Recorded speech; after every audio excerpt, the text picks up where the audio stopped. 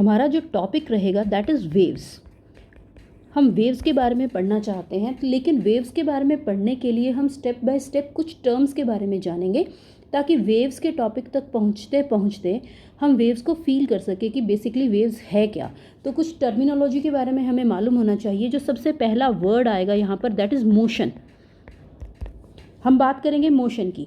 अगर कोई भी ऑब्जेक्ट, कोई भी body at time t1 x1 position पर है, तो जैसे ही टाइम बदला यानी कि टाइम चेंज हो गया t2 में, अगर उसकी पोजीशन बदलती है तो इसका मतलब हम ये कहेंगे कि जो बॉडी है दैट इज़ इन मोशन। तो इसको बड़े सिंपल शब्दों में अगर हम लिखना चाहें तो motion means change of position, change of position of a body with time, यानी वक्त के साथ अगर बॉडी की पोजीशन बदल रही है तो इसका मतलब कि जो बॉडी है दैट इज़ इन मोशन, उसे हम कहेंगे मोशन में है बॉडी। अब बॉडी की पोजीशन बदलने का क्या मतलब हुआ? बॉडी की पोजीशन तभी बदलेगी जब उस पर्टिकुलर बॉडी के ऊपर जो फोर्सेस एक्ट कर रही हैं वो फोर्सेस नॉन ज़ीरो होंगी। नॉन ज़ीरो कहेंगे या फिर अनबैलेंस्ड फोर्सेस की बात हम करेंगे। अगर जो फोर्सेस हैं वो अनबैलेंस्ड है या नॉन ज़ीरो है, उसी वक्त आप उस स्टेज के ऊपर आपकी जो पोजीशन है बॉडी की वो बदलेगी। यानी कि अगर हम यहाँ पर एक पेंडुलम की बात करें तो इन केस ऑफ पेंडुलम, अगर ये यहाँ से अटैच है, इसका जो नेट फोर्स है जो नीचे की डायरेक्शन में लग रहा है वो सपोज mg के ऊपर बराबर है। जो ऊपर की डायरेक्शन में जो धागे की वजह से जो इसके जो टेंशन है वो सपोज t के बराबर है। अगर t is equals to mg होगा तो ये जो बॉडी है, ये जो पेंडुलम है, ये मूव नहीं करेगा। जैसे ही टेंशन और mg के बीच में अनबैलेंस स्टार्ट होगा वैसे ही ये रोटेट करना शुरू कर देगा, अपनी पोजीशन चेंज करनी शुरू कर देगा। तो जहाँ पर t is equals to mg है, यानी कि जहाँ पर बॉडी के ऊपर जो फोर्सेस लग रही हैं वो बैलेंस्ड है, यानी कि जो नेट फोर्स है वो नेट फोर्स, अगर हम बात करें जो नेट फोर्स है वो ज़ीरो के बराबर है, तो उस स्टेज पर हम बोलते हैं कि वो जो स्टेज है, वो पोजीशन जो है बॉडी की that is called mean position. उसे हम मीन पोजीशन कहते हैं। मीन पोजीशन या जो उसका दूसरा नाम है दैट इज इक्विलिब्रियम पोजीशन।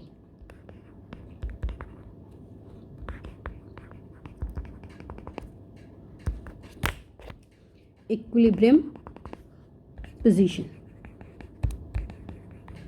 तो ये आपकी मीन पोजीशन, ये बॉडी की वो मीन जो भी, अगर हमारी बॉडी कोई भी मोशन के अंदर है, अगर उस एक पर्टिकुलर टाइम के ऊपर उस बॉडी के ऊपर कोई भी फोर्स नहीं लग रही है, यानी कि बॉडी स्टेबल है।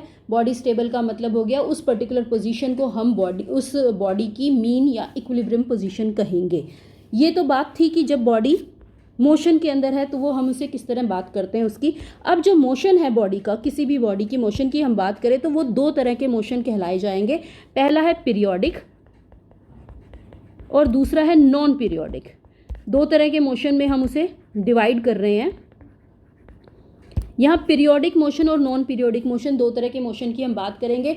वो सभी मोशन जो पीरियोडिक नहीं हैं उनको हम नॉन पीरियोडिक की कैटेगरी में डालेंगे। अब जानते हैं कि पीरियोडिक होते कौन से हैं। पीरियोडिक मोशंस जो होते हैं, पीरियोडिक वर्ड जो है, पीरियोडिक मोशन को हम हार्मोनिक मोशन भी कहते हैं। Harmonic motion, periodic motion is nothing but it is harmonic motion, यानी कि हार्मोनिक मोशन इसका एक दूसरा नाम है। तो पीरियोडिक मोशन होता क्या है? अब पीरियोडिक मोशन रिपीट्स इटसेल्फ, अपने आप को रिपीट करेगा after regular interval of time. एक पर्टिकुलर, एक रेगुलर इंटरवल ऑफ टाइम के बाद अपने आप को जो मोशन रिपीट करे उसे हम पीरियोडिक मोशन कहते हैं। सिंपल है, कोई भी चीज़ है, ये आपके पास पहली पोजीशन ए है, ये पोजीशन बी है, ठीक है। ए पोजीशन से बी पोजीशन पर मान लीजिए 5 सेकंड में कोई चीज़ जा रही है, फिर बी पोजीशन से ए सेकंड में भी 5 सेकंड में वापस ए पर आ रही है 5 सेकंड के अंदर। तो ये जो टाइम इंटरवल है, जो रेगुलर टाइम इंटरवल है जिसमें मोशन अपने आप को रिपीट करता है, this time interval is known as time period. इसे हम बोलते हैं time period of motion, of periodic motion. जो आपके पास जो मोशन है, जो आपकी मूवमेंट है, उसका जो टाइम पीरियड है, that regular interval of time is known as time period of motion. अगर हम बात करें ऑसिलेशन, अब ऑसिलेशन पर आने से पहले ये हो गया पीरियोडिक मोशन का वर्ड, पीरियोडिक क्लियर है। उसके बाद हम बात करेंगे पीरियोडिक मोशन भी दो तरह के होते हैं। पीरियोडिक मोशन में पहला जो पीरियोडिक मोशन का अगर हम टाइप को कैटेगराइज करें तो ऑसिलेटरी मोशन और नॉन ऑसिलेटरी मोशन।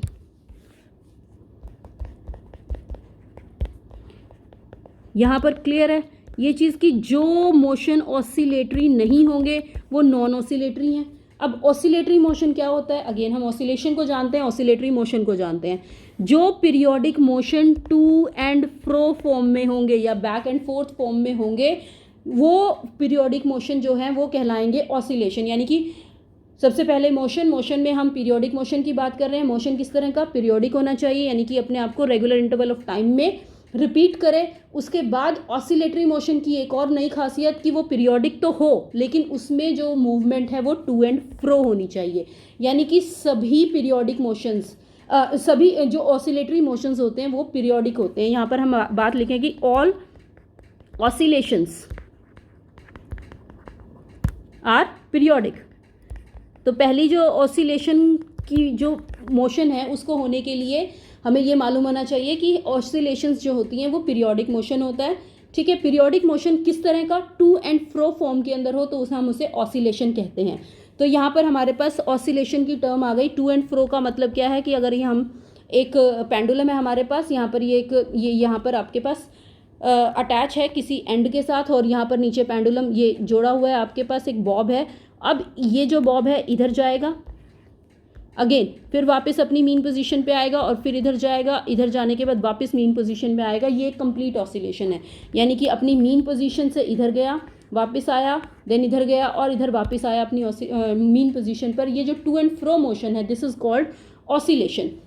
हम यूजुअली ऑसिलेशन के साथ एक और टर्म यूज करते हैं दैट इज वाइब्रेशन।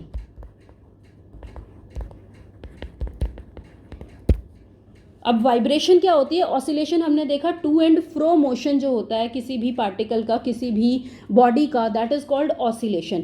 जब हम बात करेंगे वाइब्रेशन की तो वाइब्रेशन में, वाइब्रेशन बेसिकली क्या है, vibration is a subset of oscillation.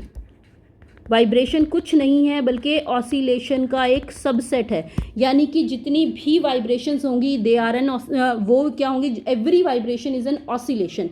But reverse is not true, every oscillation is not vibration. यानी कि ऑसिलेशन, हर वाइब्रेशन को ऑसिलेशन कहा जा सकता है। यहाँ पर जो हम वर्ड यूज करेंगे यहाँ पर, every vibration is an oscillation. ठीक है, but reverse is not true. अब वाइब्रेशन और ऑसिलेशन में बेसिकली फर्क क्या है, जब मैं बात कर रही हूं यहां पर बॉब की, तो ये पूरी की पूरी बॉडी जब उठकर इधर गई और इधर से वापस आई और वापस इधर गई और फिर वापस आई, ये क्या हो रहा है, फुल बॉडी का डिस्प्लेसमेंट, एक जो सिंगल बॉडी है उसका डिस्प्लेसमेंट हो रहा है और वो टू एंड फ्रो मोशन में चल रही है। तो इस तरह के मोशन को हम बोल रहे हैं ऑसिलेशन। लेकिन वाइब्रेशन में क्या होता है, वाइब्रेशन में एक पूरी बॉडी है, उसके अंदर बहुत सारे एटम्स हैं, आपके पास अलग अलग एटम्स हैं बॉडी के अंदर। तो क्या होगा कि जब एक्सटर्नल फोर्स उस बॉडी के ऊपर अप्लाई की जाएगी तो पूरी की पूरी बॉडी डिस्प्लेस नहीं होती। इनफैक्ट जो एटम्स हैं, जो बॉडी के एटम्स हैं, वो अपनी मीन पोजीशन से डिस्प्लेस होते हैं और अपनी मीन पोजीशन पर ऑसिलेट करते हैं। ठीक है, तो वहाँ पर क्या होगा कि अलग अलग जो एटम्स हैं वो अपनी अपनी मीन पोजीशन पर ऑसिलेट करेंगे और उन सारी ऑसिलेशंस को मिलाकर जो रिजल्ट बनेगा, कलेक्टिव ऑसिलेशन जो एटम की बनेंगी, उनकी वजह से जो बॉडी के अंदर रिजल्ट आएगा दैट इज कॉल्ड वाइब्रेशन। तो वाइब्रेशन के केस में हम ये कहेंगे कि vibration is result of collective oscillations of atoms।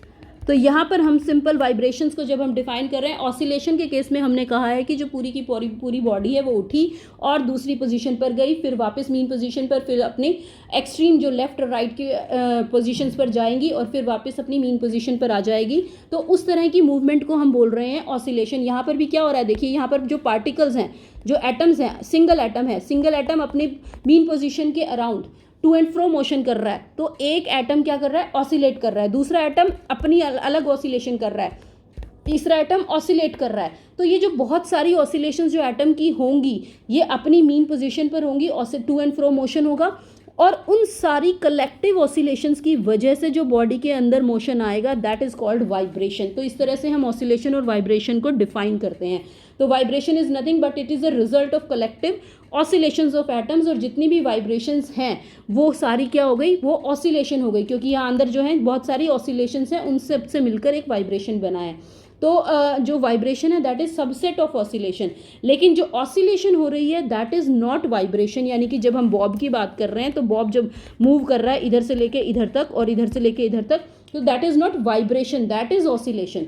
तो जो बड़ी टर्म है वो ऑसिलेशन है और जो उसका सबसेट है दैट इज वाइब्रेशन। ये दोनों में फ़र्क है। जब हम गिटार की स्ट्रिंग की बात करते हैं तो गिटार की स्ट्रिंग को जब हम मूव करते हैं तो उसके जितने भी पार्टिकल्स हैं वो सारे क्या करते हैं, अपनी अपनी मीन पोजीशन के ऊपर ऑसिलेट करते हैं, और उन अलग अलग जो ऑसिलेशंस हैं वो कंप्लीट जो स्ट्रिंग के अंदर जितनी भी अलग अलग पार्टिकल्स की ऑसिलेशंस हैं उन सबको मिलाकर हम कहते हैं कि स्ट्रिंग के अंदर वाइब्रेशन आई है। तो इस तरह से हम ऑसिलेशन और वाइब्रेशन दो टर्म्स को डिफाइन करते हैं। अब जो नेक्स्ट टर्म है, यहाँ पर हमें पता चला कि ऑसिलेशन क्या होता है और वाइब्रेशन क्या होता है। मीन पोजीशन हमने पढ़ ली है। मीन पोजीशन जहाँ पर हमारी जो नेट फोर्स है वो क्या हो गई, नेट फोर्स हमारे पास जीरो आती है, दैट इज कॉल्ड मीन और इक्विलिब्रियम पोजीशन। अब ऑसिलेशन के केस में जब हम बात करेंगे, जैसे मैंने यहाँ पर अभी एक बॉब बनाया था, यहाँ पर ये जो पेंडुलम की बात की थी, तो जो हमारा बॉब है वो यहाँ से लेके यहाँ तक जा रहा है फिर वापस आ रहा है। तो ये जो इसकी डिस्प्लेसमेंट है, ये मीन पोजीशन है आपके पास, इस मीन पोजीशन को का जो आपके पास अगर डिस्टेंस मान लीजिए एक पर्टिकुलर टाइम है मेरे पास टी, उस टी टाइम के ऊपर ये जो आपके पास पेंडुलम है सपोज यहाँ तक पहुँच गया, तो ये डिस्टेंस है मीन पोजीशन से, सपोज वो एक्स के बराबर है। तो ये जो एक्स है, दिस एक्स, ये जो भी एक्स की वैल्यू आएगी, this X is known as displacement. इसका नाम रखा गया है displacement, displacement of the body, जो भी आपके पास सिस्टम है of the body from equilibrium. तो यहां पर हम एक्स वर्ड यूज कर रहे हैं। X is nothing but it is the displacement of the body from equilibrium. तो यहां पर आपके पास आ गया, जब भी जो बॉडी है वो अपने इक्विलिब्रियम पोजीशन से डिस्प्लेस होगी, यानी कि जहां पर अनबैलेंस्ड फोर्स होंगी, तो वापस बॉडी क्या करेगी, अपनी जो मीन पोजीशन है उस पर वापस आने की कोशिश करेगी। हमें मालूम है कि जो बॉडी क्या करती है, अपनी मीन पोजीशन पर वापस आने की कोशिश करती है। तो जब आपकी जो बॉब है वो यहाँ से यहाँ गया, यहाँ पर पहुँच गया, उसके बाद क्या करेगा, वो वापस आने की कोशिश करेगा अपनी मीन पोजीशन पर। तो जो फोर्स सीन में आएगी उसको वापस लाने के लिए, वो जो फोर्स होगी that is called restoring force. उस फोर्स को हम बोलते हैं रीस्टोरिंग फोर्स। यानी कि रीस्टोरिंग फोर्स जो है that is responsible for taking the bob return to its original position. जो मीन पोजीशन है उस पर वापस लाने की जब कोशिश होगी, जिस फोर्स की वजह से वो मीन पोजीशन पर वापस आएगा, that force is called restoring force. Oscillation तभी होगा जब एक रिस्टोरिंग फोर्स सिस्टम पर होगी जो उसे इक्विलिब्रियम पर लाने की कोशिश करेगी। यहाँ तक हो गई बात इन दोनों चीज़ों की। उसके बाद हम बात करेंगे सिंपल हार्मोनिक मोशन की। जो सिंपल हार्मोनिक मोशन क्या होता है, सिंपल हार्मोनिक मोशन, और सबसे पहले हमने पढ़ा मोशन, देन उसके बाद पीरियोडिक मोशन, उसके बाद ऑसिलेशन डिफाइन किया है। अब जो ऑसिलेशन का जो सिंपलेस्ट फॉर्म है, हार्मोनिक मोशन क्या है, पीरियोडिक मोशन। हार्मोनिक मोशन जो सबसे सिंपल हो that is called simple harmonic motion. SHM से हम इसे इसे एब्रीवेट करते हैं एसएचएम।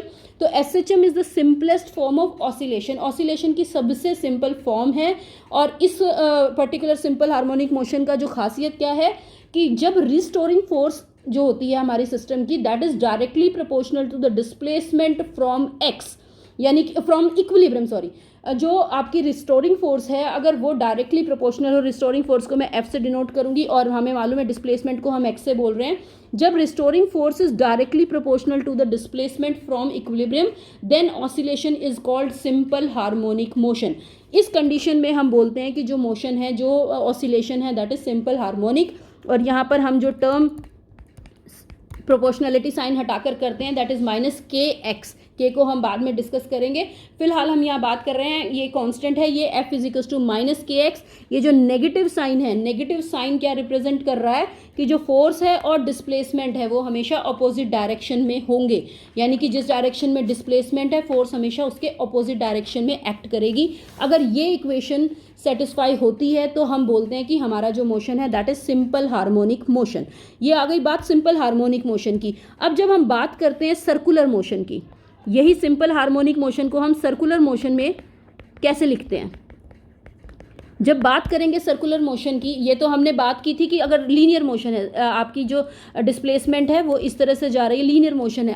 अगर आपका कोई पार्टिकल है that is in circular motion, circular motion का मतलब क्या है कि आपके पास एक सर्कल है, ठीक है, सर्कल में यहाँ डायामीटर है आपके पास, ये 2 डायामीटर्स होते हैं आपको मालूम है। मान लीजिए कि किसी instant at t equals to 0 जो पार्टिकल है वो इस पॉइंट के ऊपर है। अब पार्टिकल क्या करेगा? सर्कुलर मोशन में मूव करेगा। सर्कुलर मोशन का मतलब है कि वो इस डायरेक्शन में मूव कर रहा है, ठीक है। तो यहाँ पर क्या कर रहे हैं, जो पार्टिकल है किसी भी इंस्टेंट, किसी भी पर्टिकुलर टाइम के ऊपर, सपोज जो पार्टिकल है वो यहाँ आ गया क्यों पोजीशन पे, इसको मैं ओ मान रही हूँ, सेंटर, जो जहाँ पर सर्कल का सेंटर है उसको ओ माना जा रहा है। यहाँ पर किसी भी पॉइंट के ऊपर जो पार्टिकल है किसी भी टाइम के ऊपर, टी टाइम के ऊपर, मान लीजिए क्यू के ऊपर आ गया। अब यहाँ पर पहले तो क्यू के ऊपर पहले तो जब पार्टिकल इस तरह से मूव कर रहा है तो देखिए जब इस पोजीशन पर होगा तो मैं इसका प्रोजेक्शन अगर ड्रॉ करूँ डायामीटर के ऊपर तो ये हो गया, इस पोजीशन पर होगा तो प्रोजेक्शन ड्रॉ किया जाए डायामीटर पर, ये हो गया, इस पोजीशन पर प्रोजेक्शन ये है, इस पोजीशन पर प्रोजेक्शन ये है, इस पोजीशन पर प्रोजेक्शन ये है, ये डायामीटर के ऊपर प्रोजेक्शंस हैं। इस पार्टिकल का प्रोजेक्शन, इस पार्टिकल का, ये वाला जो पार्टिकल है, इस पार्टिकल का जो प्रोजेक्शन है डायामीटर के ऊपर ये है, ठीक है। इस पार्टिकल का यहाँ पर जब पार्टिकल यहाँ पहुँचेगा, इस पोजीशन पर पहुँचेगा तो उसका प्रोजेक्शन यहाँ पर दिखाई दे रहा है आपको, यानी कि परपेंडिकुलर ड्रॉ कर दिया हमने पार्टिकल से फुट के ऊपर, यहाँ पर डायामीटर के ऊपर उसका फुट ड्रॉ कर दिया। और जो फुट है वो क्या रिप्रेजेंट कर रहा है, जो पार्टिकल का फुट है, जो डायमीटर ड्रॉ, जो हमने परपेंडिकुलर ड्रॉ किया है उसका जो फुट है वो डायमीटर को टच कर रहा है।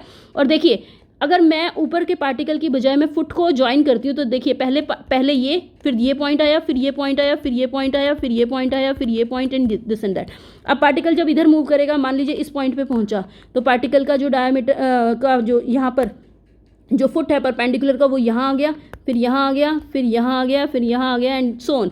तो अब क्या है, पहले पार्टिकल ये देखिए फुट यहाँ से यहाँ तक, यहाँ से यहाँ तक, अब क्या हो रहा है, ये यहाँ से वापस आ रहा है इधर तक। तो डायामीटर के ऊपर हम देख रहे हैं, डायामीटर के ऊपर जो फुट है परपेंडिकुलर का वो कौन सा मोशन रिप्रेजेंट कर रहा है, वो सिंपल हार्मोनिक मोशन की। पहले पार्टिकल का जो ये यहाँ से यहाँ जा रहा है, फिर उसके बाद यहाँ से यहाँ जा रहा है, फिर वापस यहाँ दिस एंड दैट। तो ये जो आपका फुट, जो परपेंडिकुलर का फुट है वो कौन सा मोशन ले रहा है, वो मोशन ले रहा है सिंपल हार्मोनिक। यानी कि यहाँ पर आपके पास जो displacement, simple harmonic motion is the projection of uniform motion, uniform circular motion on a diameter.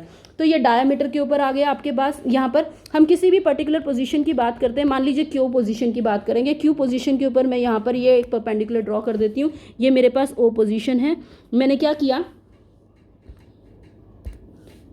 ओ से क्यू को ज्वाइन कर दिया। इसे मैं थोड़ा सा एक बार दोबारा से बना देते हैं इसको। ये सर्कल है आपके पास,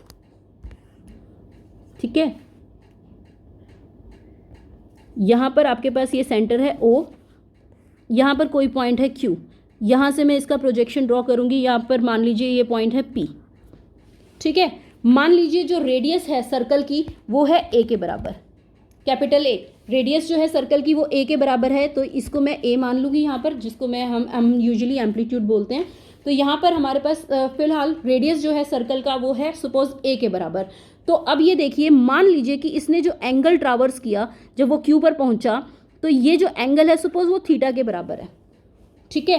तो अब जो डिस्टेंस उसने, सिंपल हार्मोनिक मोशन कहाँ चल रहा है, इस डायमीटर के ऊपर, ये वाला जो डायमीटर है इसके ऊपर सिंपल हार्मोनिक मोशन चल रहा है। जब क्यू पॉइंट पे होगा तो पार्टिकल का जो प्रोजेक्शन है डायमीटर पर वो ये बन गया पी, अब ये जो O से लेकर P तक का जो डिस्टेंस है, अब अगर इस ट्राइंगल की बात करें, OPQ की ट्राइंगल की बात करें, तो इसकी वैल्यू क्या आएगी, this is equals to A cos theta. इसकी वैल्यू कितनी आएगी, A cos थीटा, यानी कि जो डिस्प्लेसमेंट है x वो कितनी हो गई, A cos थीटा। और यही इक्वेशन जो होती है in case of circular motion, जब हम सर्कुलर मोशन की बात करते हैं तो सर्कुलर मोशन के अंदर ये इक्वेशन क्या रिप्रेजेंट करती है, सिंपल हार्मोनिक मोशन को रिप्रेजेंट करती है in a circular motion, circular path. जब एक पार्टिकल सर्कुलर पाथ ले रहा है तो उस टाइम पे सिंपल हार्मोनिक मोशन की जो इक्वेशन है that is represented by this equation, x is equals to A cos theta. यहाँ पर जो सर्कल इस तरह का लिया गया है, ये जो सर्कल, जिस सर्कल के अंदर आपका जो पार्टिकल है वो मूव कर रहा है, इस सर्कल का नाम दिया जाता है रेफरेंस सर्कल, इसे हम रेफरेंस सर्कल बोलते हैं। और जो ये Q पॉइंट यहाँ पर रिप्रेजेंट कर रही हूँ मैं, इस Q पॉइंट को हम बोलते हैं रेफरेंस पॉइंट। तो ये क्या है आपका, ये पूरा सर्कल जो है that is called reference circle. ठीक है, यहां पर जो Q पॉइंट है, इस Q पॉइंट को हम बोलते हैं रेफरेंस पॉइंट, रेफरेंस पॉइंट। और ये जो OQ वेक्टर है आपके पास, ये देखिए OQ क्या है, कंटिन्यूस मूविंग है। Q पॉइंट यहाँ है, जब Q पॉइंट यहाँ होगा तो OQ ये बन जाएगा, जब Q पॉइंट यहाँ होगा तो OQ ये बन जाएगा। तो ये जो OQ है ये क्या है, एक रोटेटिंग वेक्टर है, और इस रोटेटिंग वेक्टर का नाम रखा गया है OQ, जो है OQ। इस रोटेटिंग वेक्टर को हम बोलते हैं फेजर, इसे हम बोल रहे हैं फेजर। ये जो पॉइंट वेक्टर है इस OQ that is called phasor, इसे हम फेजर बोलते हैं। ठीक है, तो हमने क्या किया कि यहाँ पर हमने जो चीज़ें निकाली, वैल्यू निकाली, x जो मेरे पास इक्वेशन आ गई वो क्या आ गई, x is equals to A cos theta, यानी डिस्प्लेसमेंट इज इक्वल्स टू, यहाँ पर A क्या है, मैक्सिमम डिस्प्लेसमेंट जिसे हम रेडियस बोल रहे हैं। ठीक है, तो मैक्सिमम डिस्प्लेसमेंट क्या होगी, A के बराबर, that is called that is यहाँ पर हमारे पास जो सर्कुलर मोशन की बात करें तो ड्यूरिंग सर्कुलर मोशन जो रेडियस है that is the maximum displacement, diameter से जो मैक्सिमम डिस्प्लेसमेंट होगा किसी भी पार्टिकल का that will be equal to the radius, x equals to A cos theta.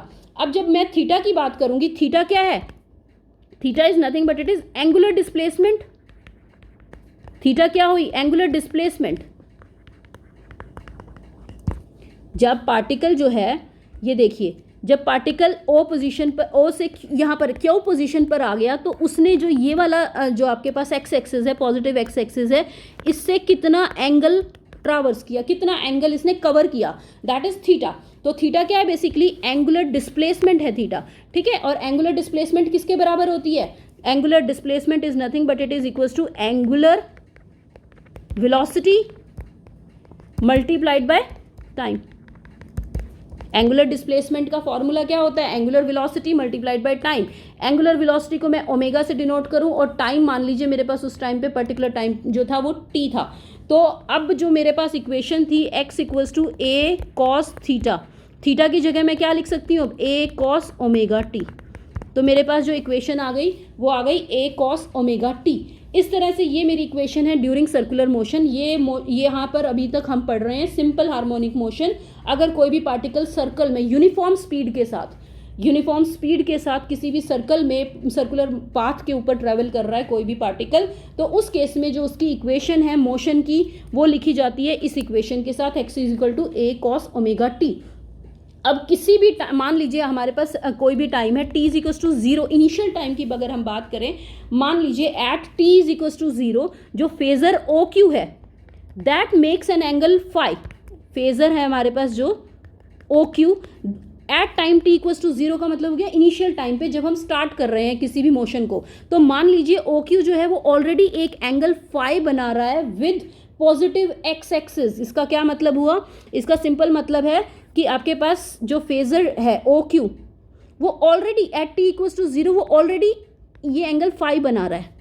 ठीक है, अब जब हमारे पास t इक्वल्स टू 0 है तो आपका जो पार्टिकल है वो ऑलरेडी x एक्सिस जो पॉजिटिव x एक्सिस है उसके साथ ये एंगल बना रहा है फाई। और मान लीजिए आपके पास एट टाइम t1 मतलब जब कुछ t इक्वल्स टू 0 हो गया, अब जब t टाइम है t इक्वल्स टू t1 के बराबर हो गया तो उस टाइम पे जो ये OQ फेजर है वो सपोज यहाँ पहुँच गया, इधर पहुँच गया। ठीक है, तो अब ये टोटल एंगल कितना बना रहा है, वो ये बना रहा है। अगर मोशन इस डायरेक्शन में है, पहले फाइव पे था, उसके बाद इसने क्या किया, कुछ time t equals to t1 यानी कुछ टाइम के बाद उसने जो एंगल बनाया वो सपोज इतना बनाया, तो ये अब इसके पास टोटल एंगल हो गया है।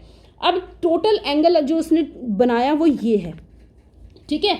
तो सपोज ये जो टोटल एंगल बनेगा, ये टोटल एंगल यहाँ पर अगर मैं ये मान रही हूँ कि ये जो एंगल फाई बना है ये क्या हो गया, इस फाई को हम क्या बोलते हैं, यहाँ पर इस फाई को बोलते हैं इनिशियल फेज, यानी कि व्हेन t इक्वल्स टू 0, जब टाइम आपके पास 0 था उस टाइम पर ऑलरेडी फेजर ने एक एंगल ट्रावर्स किया हुआ था, यानी कि वो ऑलरेडी 0 पोजीशन पर नहीं था, इनफैक्ट वो एक और पोजीशन पर था, क्योंकि जब टाइम है वो हम कहीं से भी स्टार्ट कर सकते हैं। तो मान लीजिए जब पार्टिकल इस पोजीशन पर है तब हमने टाइम शुरू किया, तो उस टाइम के ऊपर इसने ऑलरेडी इतना एंगल बनाया हुआ है, and this angle is known as initial phase. तो ये हो गया इसका इनिशियल फेज। उस केस में अगर मान लो उसने ऑलरेडी उसके पास इतना एंगल है, तो x जो हो गया, जो a cos ओमेगा t था, अब वो कितना बन गया, omega t plus five, a cos omega t plus five, क्योंकि जो एंगल उसने ट्रावर्स किया वो कितना हो गया, t टाइम के अंदर। मान लीजिए t, यहाँ पर मैं t की बजाय t1 की बजाय t ले रही हूँ, मेरे पास जो टाइम है वो t है, और एंगुलर वेलोसिटी मान लीजिए ओमेगा है। तो उसके बाद इस पोजीशन से इस पोजीशन पर आने में जो उसने एंगुलर डिस्प्लेसमेंट लिया वो कितना लिया, ओमेगा टी। तो यहाँ से अगर टोटल एंगल मुझे निकालना है तो that is equals to omega T plus five. तो मेरे पास यहाँ पर आ गया x is equals to a cos omega T plus five. तो ये यहाँ पर जो फाइव है वो क्या है, इनिशियल फेज है, इनिशियल इसका फेज बनेगा, और जो ओमेगा टी प्लस फाइव है this is known as phase, इसे हम बोलते हैं फेज, ठीक है। तो यहाँ पर हमने यहाँ पर वैल्यू लिखी है ओमेगा टी प्लस फाइव की, ये जो ओमेगा टी प्लस फाइव है दैट इज फेज।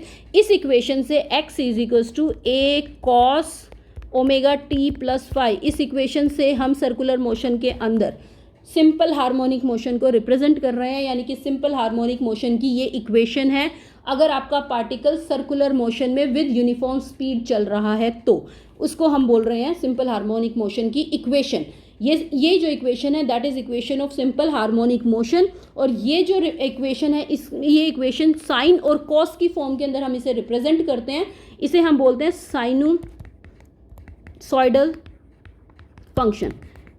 तो यूजुअली हम इसे साइन और कॉस की फॉर्म के अंदर रिप्रेजेंट करते हैं। Sinusoidal function basically sine function होता है, लेकिन उसे हम कॉस में भी रिप्रेजेंट कर सकते हैं, क्योंकि साइन, अगर मैं बात करूं साइन एक्स की, तो हमें मालूम है कि मैं इसे इजीली कॉस एक्स में कन्वर्ट कर सकती हूँ।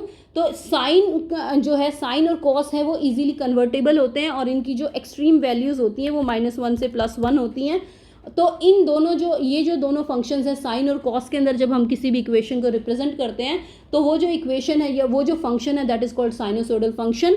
और साइनोसॉइडल फंक्शन ईजीएस्ट फंक्शन होता है जिसे हम सॉल्व कर सकते हैं, इसीलिए हम सिंपल हार्मोनिक मोशन को साइनोसॉइडल फंक्शन से रिप्रेजेंट करते हैं ताकि उनको कैलकुलेट करना आसान हो जाए। Thank you.